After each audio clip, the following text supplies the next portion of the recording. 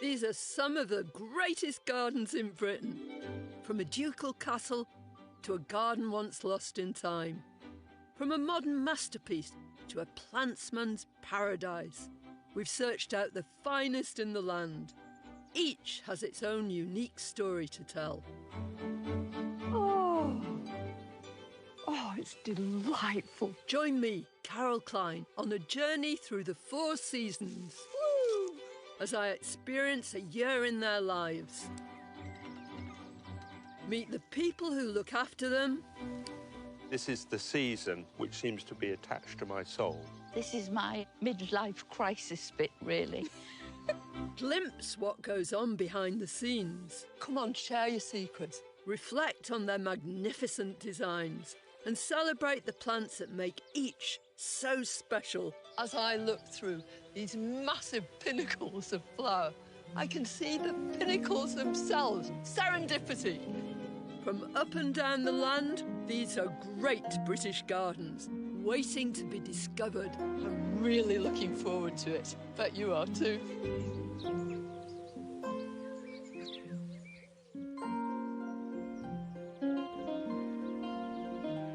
This is one of the most influential British gardens of the last half-century.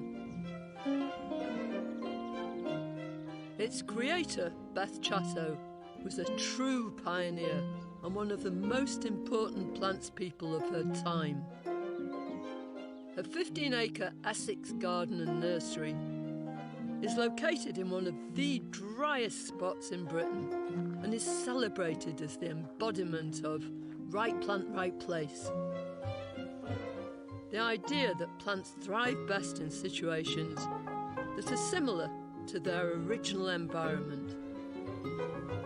It's a garden I've visited many times before.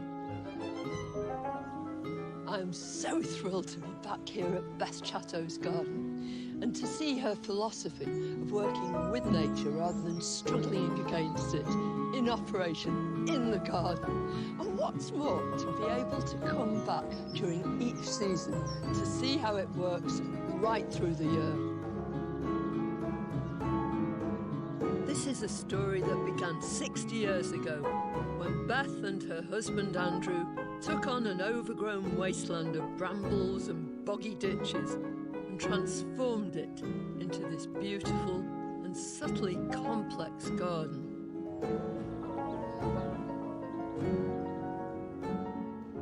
Beth sadly passed away in 2018, but her garden lives on, a place of pilgrimage for both experienced and novice gardeners alike. Beth Chatto was one of my gardening heroines. It was she who, more than anybody else, instilled this whole idea of right plant, right place in gardeners' minds. And she did this through all sorts of means. Through her books, she was a wonderful writer. Through public speaking, through talking to people, but more than anything else, through her garden. This is a pure example of her philosophy, and it's wonderful to be here.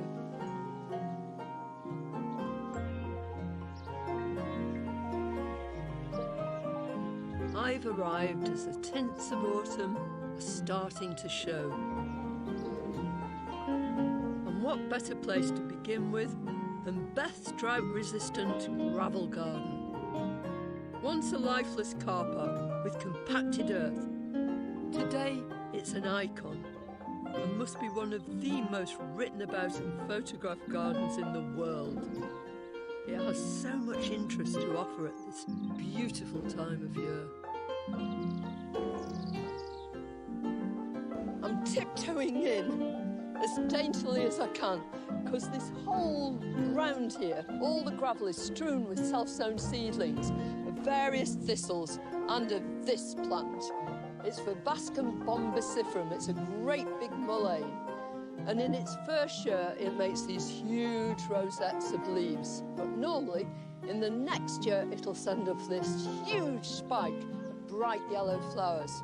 They'll set seed, they'll scatter the seed here, there, and everywhere, and then the plant, sadly, will die.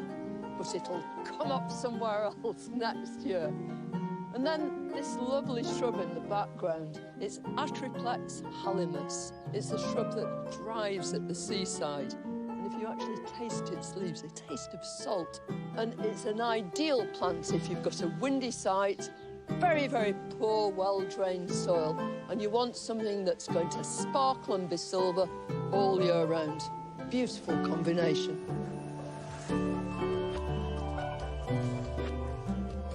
All these plants have something very important in common. Beth chose them because they all grow naturally in similar conditions in the wild. If they'd evolved to survive in very dry soil and exposed sunny aspects, here in the gravel garden, they shouldn't need watering or any other artificial life support. This is truly sustainable gardening.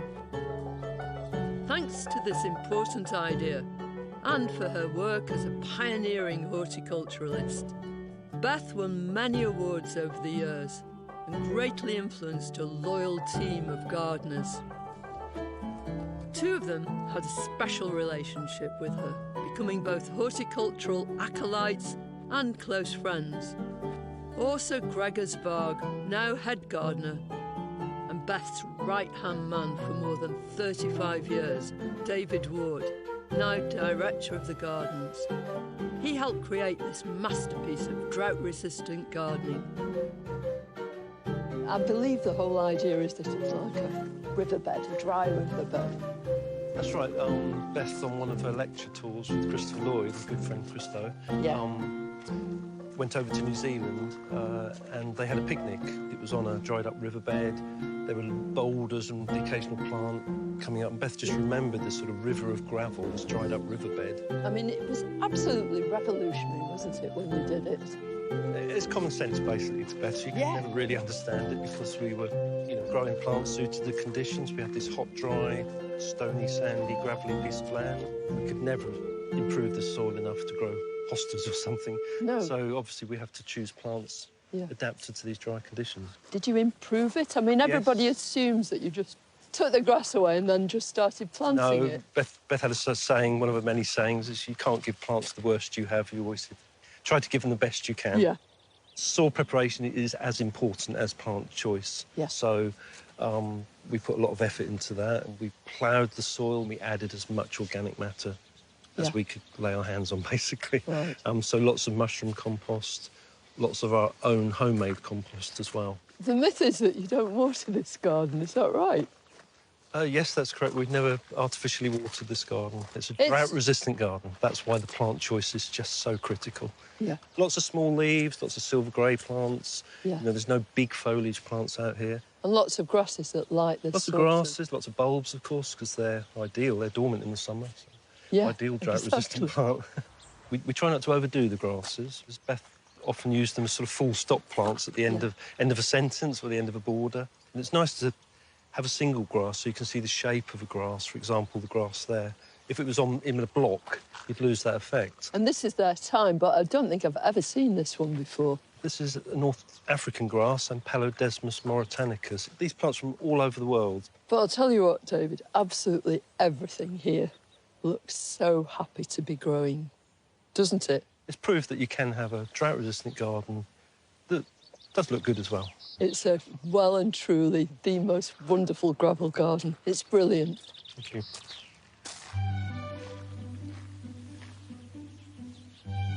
To a plant lover like me, this place is intoxicating. But I've only scratched the surface. There's so much more to see.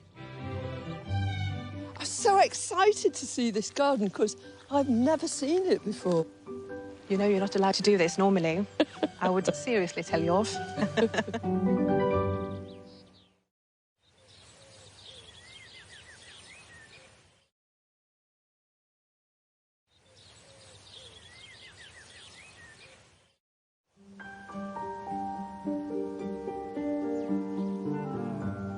I'm enjoying the autumnal beauty of the Beth Chatto Gardens in drought-prone Essex.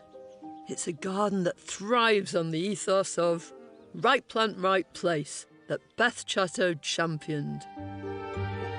Visitors encounter her world-renowned gravel garden as soon as they arrive, but it's a place of contrasts. Arranged around Beth and Andrew's house, it's home to a huge variety of plants that thrive in the diverse natural conditions that are found here. There's the cool, damp water garden and the more exposed reservoir garden with its incredible tall grasses and a shady woodland walk. It's the plant addict's paradise, where you can stumble upon both horticultural rarities and more well-known plants, including a familiar friend planted in its less familiar natural habitats in the woodland garden. We're used to seeing this plant growing on the front of buildings. Suddenly in autumn, the whole place is transformed when the leaves turn brilliant red. It's Parthenocissus, Virginia creeper, but here it's being used in the same way it would grow in nature, climbing up trees or carpeting the woodland floor. And it really does just bring the whole woodland floor to life in autumn.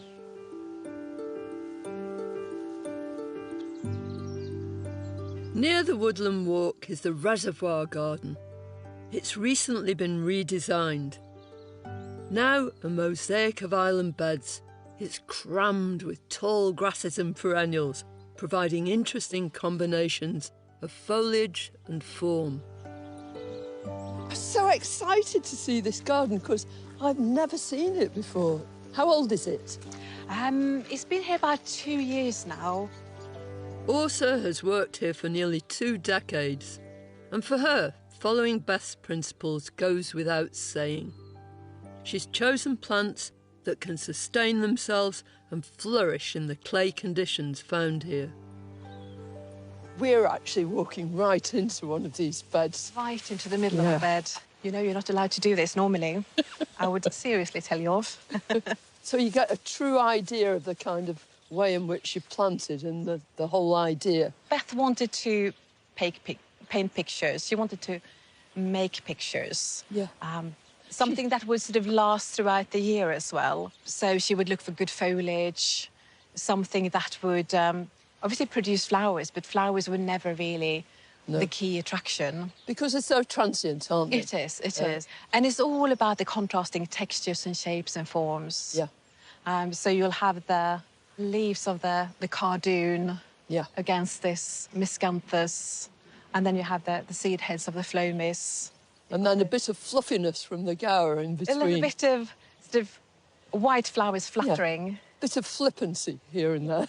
Because she had a very light touch with things. I've never seen any of her plantings that look sort of heavy and solid. There's always a poetry to them, isn't there? And she was very inspired by Ikebana. Yeah. And the way of putting plants together and simplicity. Now, by the time you were actually constructing the garden and planting it, Beth was in the house most of the time, wasn't she? She was, yes. I used to bring her photographs or pieces of plants and just talk her through what was happening. And you got on tremendously well with her, didn't you? I just fell in love with Beth's books, her writing, the gravel garden. So I wrote a letter to Beth and said, could I please come just for the summer? She very kindly offered me a seasonal position, and then I just never left. You know, I think it was just that sort of connection to just create gardens the same way. You can just feel her presence here.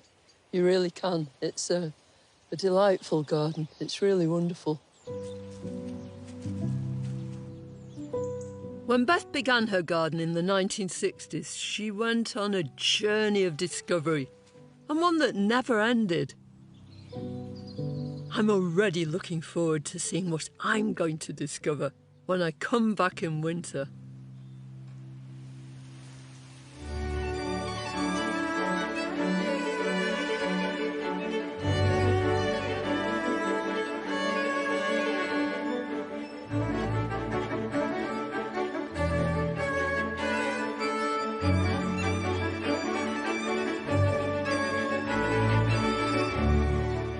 It's January here at Beth Chatto's gardens, and everything's stripped back to its bare bones. But far from being a desolate scene, it actually enables us to see the way the place has been laid out by Beth and her team. It's a brilliant opportunity to really appreciate its design.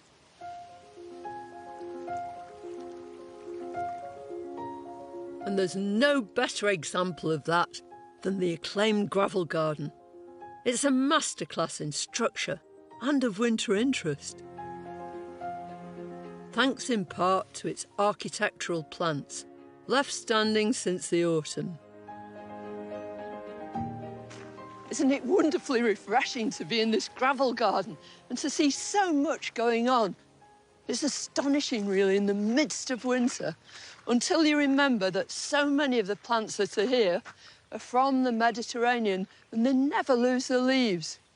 And you might expect things like this, Melianthus, which is actually a South African plant, to have completely died down, lost all its leaves by now. But because it's been so mild, it's stayed evergreen. It's also to do with the kind of conditions underneath here. This, if it was in a really soggy place, would probably just have gone. But when you come out here, if you jumped up and down in the rest of the garden, your feet would sink into the mud.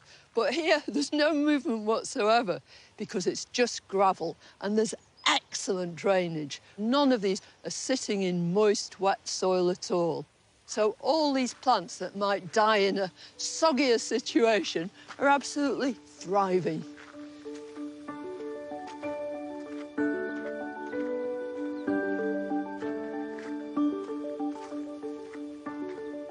There are so many plants that are looking truly magnificent. There's this charming little plant. It's Libertia peregrinans with these bright orange blades. It's actually from New Zealand, but of course it grows in exactly the same sort of conditions as all these Mediterranean subjects. It likes an open place and really brilliantly drained soil, and it emphasises the choice of plants here and echoes Beth's message: right plant, right place. Then in the foreground, there are bright sparks of colour from these different anemone pavoninas, from the mountain slopes all around the Mediterranean. But here, they're equally at home. But here's a plant that might be more familiar to the British gardener. This is one of a whole range of different begonias that are used very successfully here in the gravel garden. Beth was a great advocate of begonias. Lots of people thought they were very dull sort of plants, but Beth absolutely disputed that fact. So she gave them lots and lots of good publicity in her books, her writings, and of course, here in her garden. They're from Central Asia and the Himalayas. Their great advantage is that they can stand a whole range of conditions. None of these even blink, however cold it gets. They really are the most splendid plant and such a good example of how Beth educated us. A former teacher, Beth was passionate about passing on her knowledge and her vision of sustainable gardening to future generations. She even set up an educational trust for trainee gardeners, and it's still going strong. Today, team leader Mark McKern is showing trainees Mosaic and Francis how to divide hostas. 4 points of the compass, yeah? They're hard at it in the boggy stock beds, where plants that love damp conditions are grown. Can I give you a hand? Absolutely. Have you always done this? No, I've retrained. I used to be a teacher, so I've done a career change. Me too. Which hosta is it, Mark? So this is Snowdon. Yeah. And this particular one is a bit of a flagship. So we're talking 1.2 metres high, right. And when it clumps, 1 metre wide. You can see it from a distance. Oh, you can see it from a distance. Waving. But right now you're dividing them. Right now we're dividing. You could have started this any time from sort of October onwards, and you can carry on going all the way to February. So you've got quite a window of opportunity. I'm going to take a proportion of the plant away, replace a proportion of the plant, but that gives me stock from a parent plant that'll be identical. That stock will be used for what? Well, in some cases it's actually used to bolster the garden, and in a lot of cases it's actually used to propagate for sale here. The first step is to dig up the parent plants very carefully to make sure you don't damage the all-important new shoots or, indeed, the roots. But then the idea is to shake all this compost off? That's it, yeah. Never be afraid to hold on to the bottom of the root and shake it, because you're going to do less damage down here. You mustn't damage those, otherwise you'll have nothing to grow, will you? Absolutely. And you won't have a plant. Now we've done the dirty work, it's time to hose off the soil to reveal the juicy new shoots. Look at that. It is the exciting bit. You really start to see what's going on in the plant. Doing this limits the transfer of any weeds, seeds and pests. Once you've washed it, this is where we have to get a bit brave. Pull all the roots together. Put your hand so it's upside down and turn it like that and cut. Avoiding your hand. Across the bottom. Now it's ready for dividing. The number of shoots will determine how many pieces you can divide the root into. So coming from the middle here. OK. Each one will make a new plant. Look at that, an expert. So 3 hostas for the price of 1. So then you have the Beth way of potting. So you take a scoop, which is roughly half the amount the pot can hold. You put your hand in and pull back at a 45-degree angle. Right. So you now have a slope. Yeah. We can then take a hosta and you can place the cut on the slope and tuck the roots in. Right. Which then enables you to take a handful of the compost, and because you've got your thumb on the top of the plant, you can now straighten it to the middle. Right. Now, the one thing that she never wanted to see was people pushing with their fingers all the way around. She used to say that was playing the piano. Do you know, when I divide plants, I always firm the compost down. They still grow. She'd have you replanting them. A handful of bark to keep the moisture in, and that's it. A Beth Chatto masterclass in propagation. How many plants have you got to divide this spring? Well, just this month, we've got 290 varieties to do by division. Right. Yeah, better get cracky.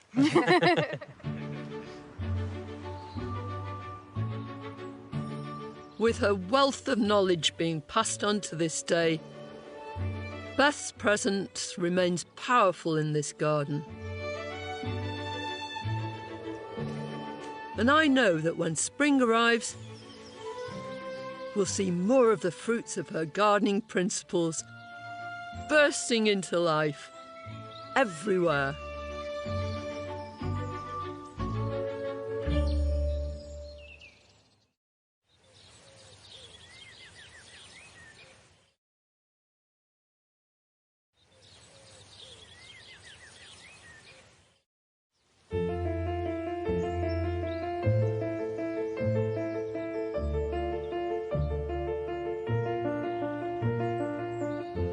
I'm spending a year at Beth Chatto's world-renowned gardens in Essex.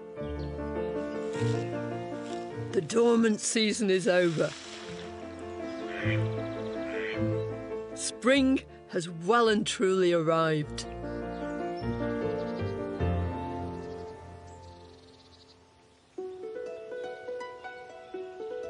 Everywhere, expectant buds erupt, trumpeting the arrival of warmer and longer days. Lush, moisture-loving vegetation fills the damp margins of the water gardens.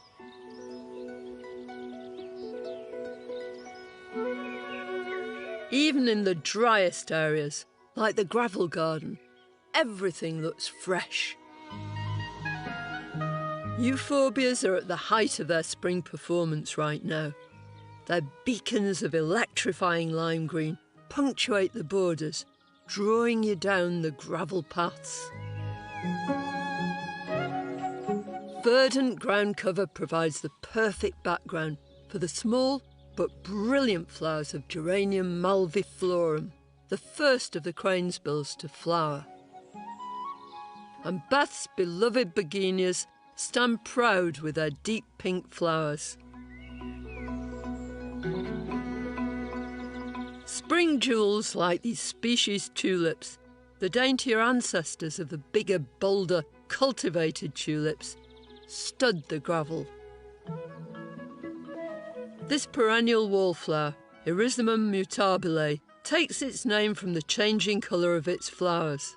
It's in its element in the exposed, sharply drained conditions of the gravel garden.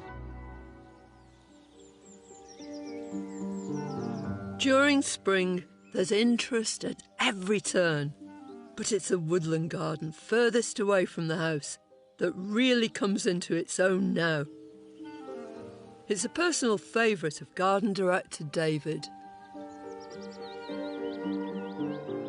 So this is very much a naturalistic garden. It's very much a spring garden, as all woods are really. So the idea is everything sort of takes advantage of the light and the moisture in the spring, but as the summer goes on, the leaves start to come on the trees, it gets darker, the foliage takes over, and lots of things tend to tie back for the summer until we have a sort of explosion of colour in the autumn. Beth and David began to develop this area in the late 1980s. Always working with the existing conditions, they gradually transformed a corner of natural woodland into this lovely informal garden. Beth decided which trees to leave, where the paths would be, where the beds would be, the borders. We were left with quite a few oak trees, ash, the odd elder and some birch. And then Beth had to establish an understory, plants to sort of connect the ground with the lower branches of the trees. So lots of sort of shrubs went in. Klein was put on some of the trees, this lovely Klein hydrangea up this oak tree. And then she set about covering the ground. And then, you know, we have things like the Solomon seal that will come up through all the foliage.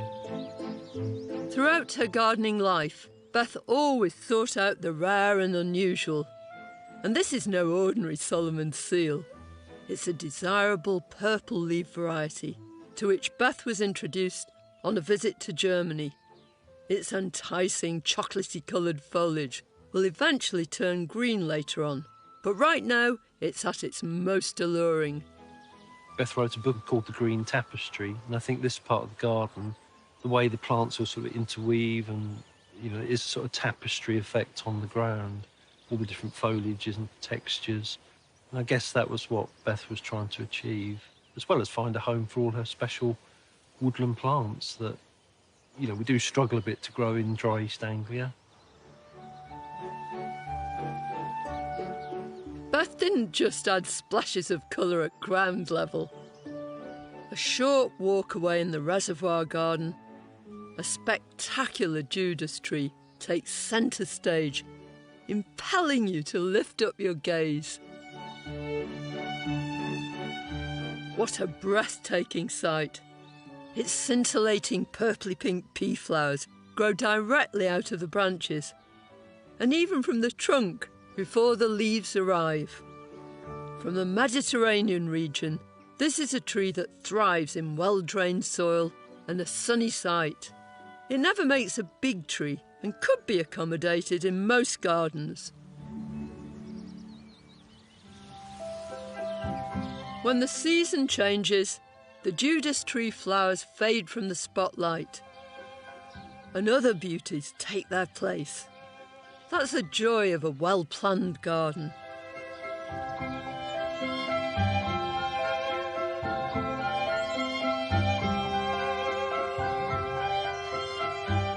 I can't tell you how thrilling it is to be back here at Beth Chatto's gardens. You just can't believe that in the middle of the very hottest time of year, in the very driest part of the country, it just looks so splendid. If you want a richly rewarding garden all the year round, then the best path to follow is right plant, right place. She responded. She responded to the environment, to the habitat, to the way things were. Is it damp? Is it dry? What are the plants that are going to grow there?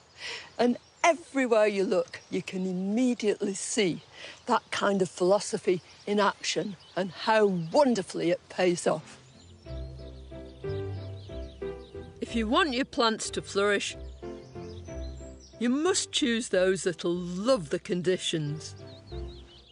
Revisiting the reservoir garden, I'm interested to see how the recently planted islands of herbaceous perennials and grasses are getting on.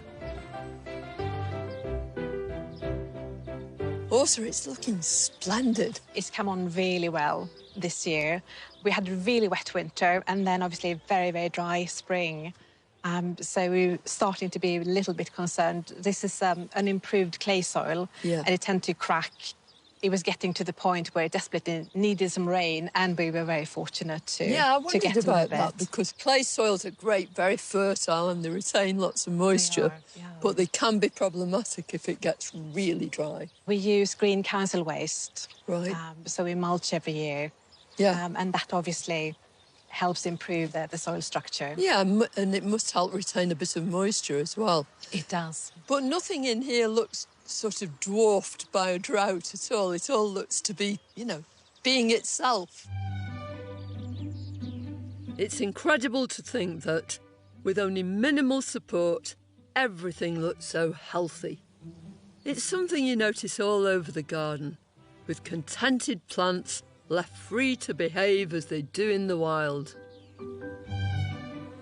I know one of the things you do in here is let quite a lot of things self-seed. But what's the regime there? Because some things can take over. I mean, what about these opium poppies? If you let all this lot go, you're going to have nothing but opium poppies. Yes, there will be thousands of seeds in just one of those little seed heads. So it's really time to start collecting them as they turn brown. They're not one particular colour. They do vary quite a lot. Yeah, that's a beautiful wine colour, isn't it? It is lovely. Gorgeous. That's what that always amazes me, because even if you start off with just one, the seedlings... Exactly, they will come up in all... In the whole range of colours. And there's a pretty little pink poppy called Beth's Beth's poppy, yes. Yeah. This time of the year, we start collecting the seeds. Yeah. So we allow them to self-seed, and then we collect seed for the nursery as well. I'm always delighted to make off with a pocket full of seed, and I've got the chance to help Ursa collect some. They're ready to harvest once the heads have dried out and the small holes at the top have opened. By cutting the whole head off and dropping them into a paper bag, we'll save as many of the tiny seeds as possible. Very satisfying sound, isn't it, when you hear them all spilling out into the bag. Woo! Opening that, and you can see... Oh, yeah. You're going to have a whole patch of them on the path. I know. I shouldn't have done that, should I? Yeah. Thank you. And as we keep cutting them, there will be a few seeds that fall down on the ground, and that's going to be plenty for next year. So we don't actually have to sprinkle any on the ground. We just allow them to self-seed. It's very apparent just how Beth's work is being progressed and taken forward. It is. I mean, it's a great responsibility. And it's just a huge privilege to look after the garden. I think it's coming on wonderfully. It's lovely. Oh, thank you, Carol. That means a great deal to hear you say that.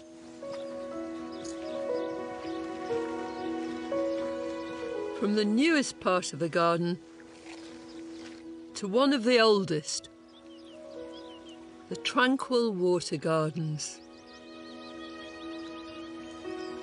A few degrees cooler than everywhere else, it's filled with luscious, moisture-loving plants.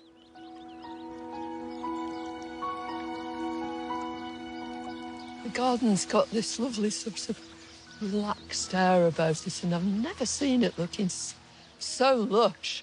Well, this part of the garden, obviously, the soil's naturally moist. They're natural ponds, so the water level's quite high down here. And just to have that contrast between the dry garden and then to come down into the water garden, which is all full of flower and foliage. But, I mean, this garden depends hugely on foliage anyway. Very much. One of Beth's things. It does. I mean, we could take out the flowers out of this view and still have a really interesting garden to look at. Yeah, you could. I like this flower, though. Oh, yeah. This Butomus. That's Butomus umbellatus, the flowering rush. The flowering rush, yeah. So it's a British native, isn't it? It is, I believe, yeah. Yeah. A bit of a thug. We have to sort of keep them sort of under control a bit. But some thugs are nice, aren't they? That's right, yeah.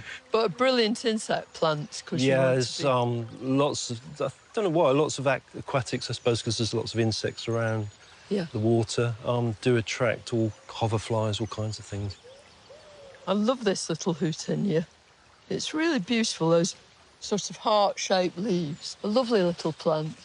It is Hootinia cordata. That's the single form. It smells of orange peel. It smells Seville oranges. Yeah, most people don't get that one. No. It's quite weedy, actually. We find ourselves having to control it pretty well yearly, and little pieces often float off into the middle of the pond. So we have to weed the ponds as well as the borders here. It's lovely, David. This relaxed style may look natural and easy to maintain, but far from it. The pond needs regular skimming to clear it of the long strands of string algae. Too much of that clogs up the pond and harms the fish. But on a hot summer's day like this, I can think of worse jobs. But it's in the garden that Beth often referred to as her gravel beach, the parched, drought-resistant garden that will most clearly see how the year has come full circle. You can actually hear the bees on this beautiful plant. There are so many of them that the whole plant is moving backwards and forwards.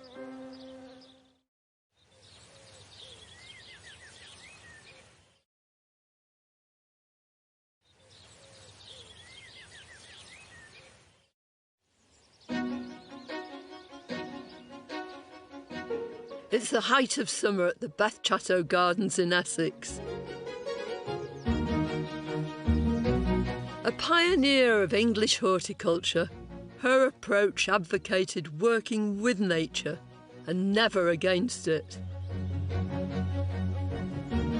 The most famous display here is Beth's drought-resistant gravel garden. We've basked in its glory throughout the year, watching it change from season to season. Never dull, always inspiring, especially in summer, at this sometimes bone-dry time of year.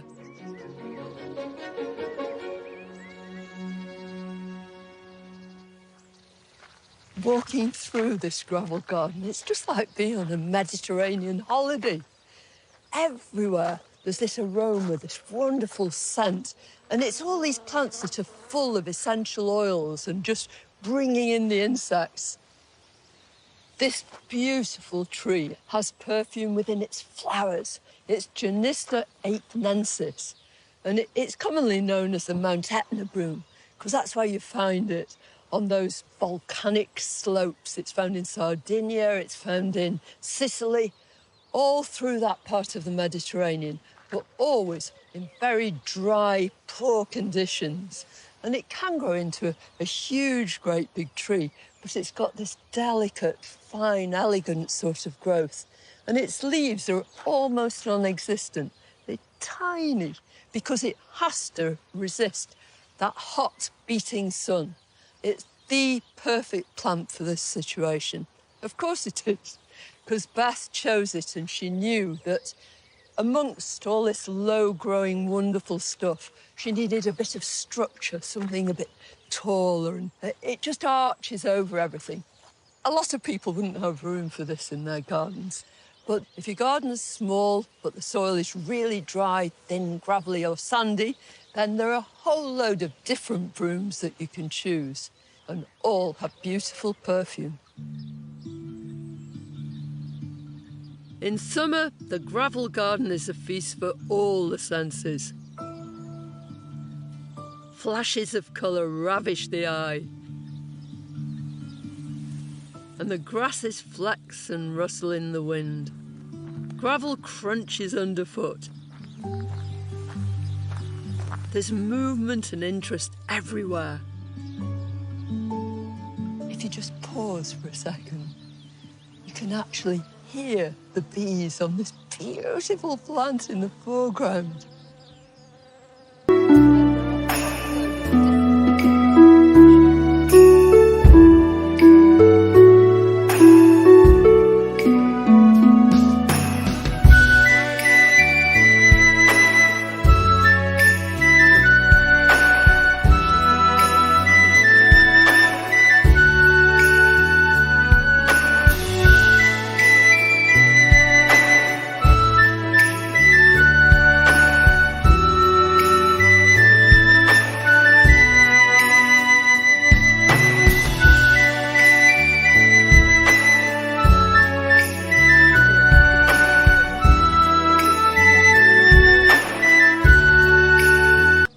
actually a teucrium.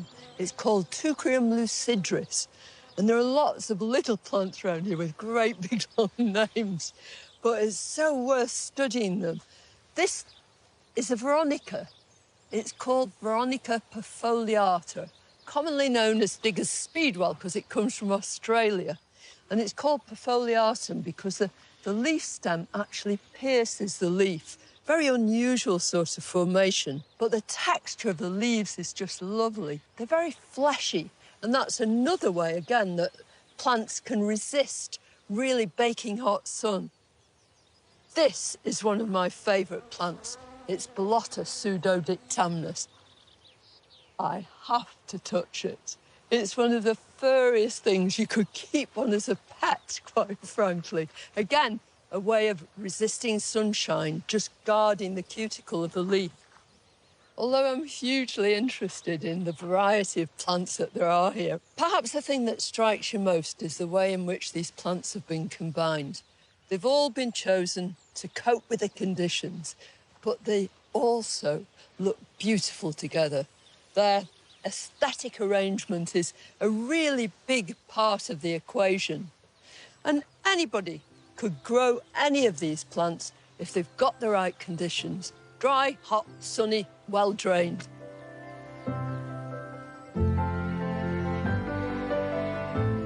And that goes for every part of the gardens, whatever the season.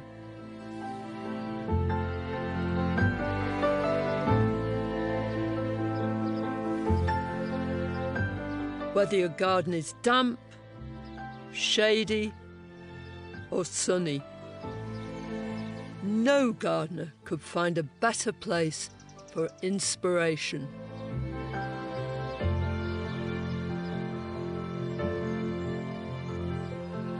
I feel so lucky, so privileged to be here in the middle of this beautiful, beautiful place.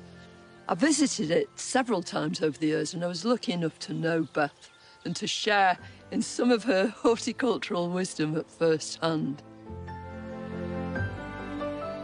It's here, it's in this place, where you see the gathering together of all her many talents, her appreciation of natural laws, her encyclopedic knowledge of plants, the ability to put these plants together so that they look as though they were meant to be there. It's tranquil, it's delightful, and to be here is just to be overcome, really, by the soul of the place. And that's why Beth Chatto's garden is truly a great British garden.